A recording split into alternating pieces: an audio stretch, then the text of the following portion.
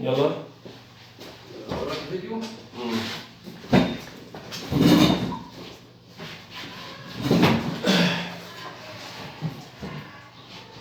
ماشي حبة صغيرة كده. اتكلمنا عن مبادرة الأمل. هنبدأ أول حاجة.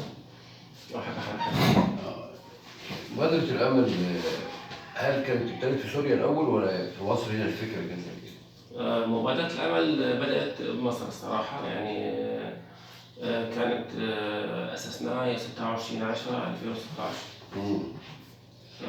مشيت في إجراءاتها في موضوعها في مصر الشكل النظامي المفروض أكيد كمؤسسة قدمت عن طريق وزارة التضامن الاجتماعي، وإن شاء الله قريبا يكون في إن شاء الله.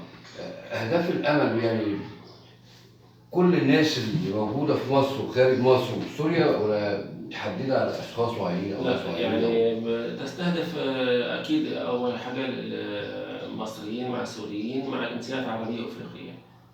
شاركت المبادرة في فعاليات موجودة على أرض الواقع. شاركت في الجامعة الأمريكية، وكنا بنعمل معارض للأشغال اليدوية والتراثية، وكنا بنقدم أكلات شعبية، وبرضه شاركنا بمسرحية بعنوان موطني كان إخراجي أنا، وكان فيها من كل الجنسيات العربية والأفريقية.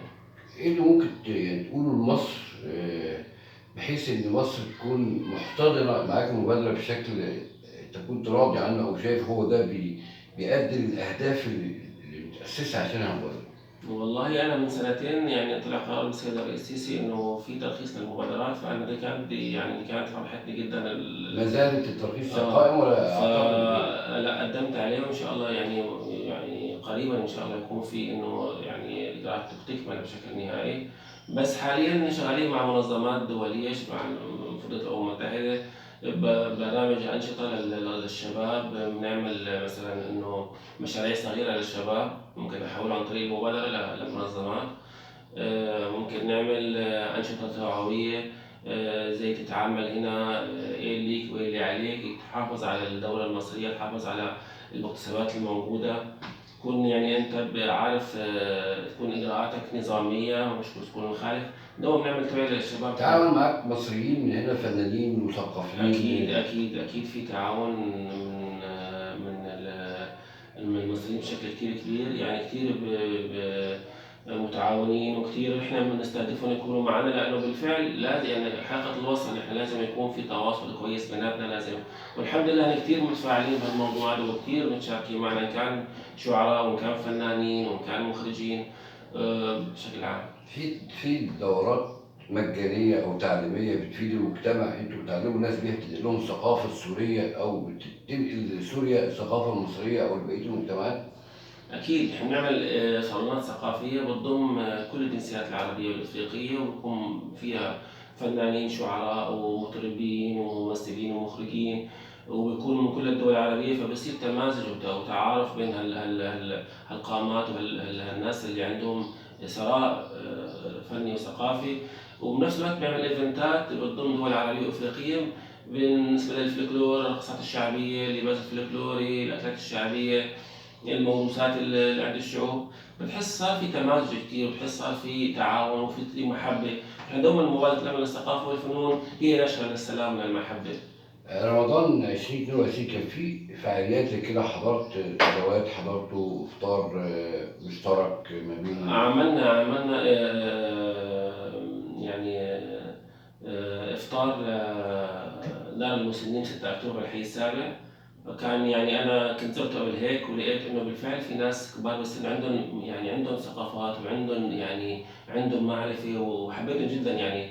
فوعدت انه نعمل لهم افطار، فعملنا لهم افطار. وبعد هيك قمنا فرق سوريه ومصريه، بعض الاغاني وبعض المرشحات الدينيه وكذا، وحاولنا نعمل يوم لطيف، وكانوا كثير مبسوطين وكثير يعني سعداء. وهي يعني ايمانا من مبادره انه الدور المصري، يعني استهدفنا انه دار المسنين للمصريين مش للسوريين. فايمانا فينا نحن محبه بالشعب المصري، محبه بالقياده المصريه، حبينا نكون هي رساله حب مني انا كرئيس مبادره كاعلامي سوري الى الشعب المصري والقياده المصريه. نحن بالفعل احنا شاكرين لكم كثير انه انتم احتويتونا بالدوله اللي عندكم، نحن كثير سعيدين بكافة أطيافكم بنحبكم، بكافة تنوعكم بنحبكم. نحن يعني سند إن شاء الله لكم، ونحن واحد مع بعض. والحمد لله رئيس السيسي ما شعرنا إنه نحن بالفعل المدارس بنخش مع بعض كذا. ففي نوع من الألفة كتير يعني، وكان في قرارته كان كتير يعني إنه ساعدت الجاليات الموجودة إنها تكون متفاعلة أكثر وتكون إيجابية أكثر. لو انت هتقدم مفهوم الامل للناس اللي مش عارفه المبادره، مفهوم الامل بالنسبه لك من وجهه نظرك ايه هو الامل؟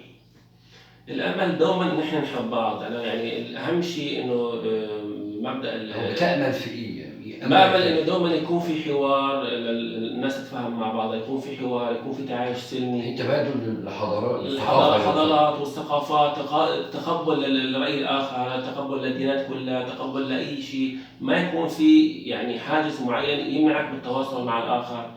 رسالة حب، رسالة سلام لكل العالم. هنا بالنسبة لنا نحن يعني بلد مصر هي أم الدنيا.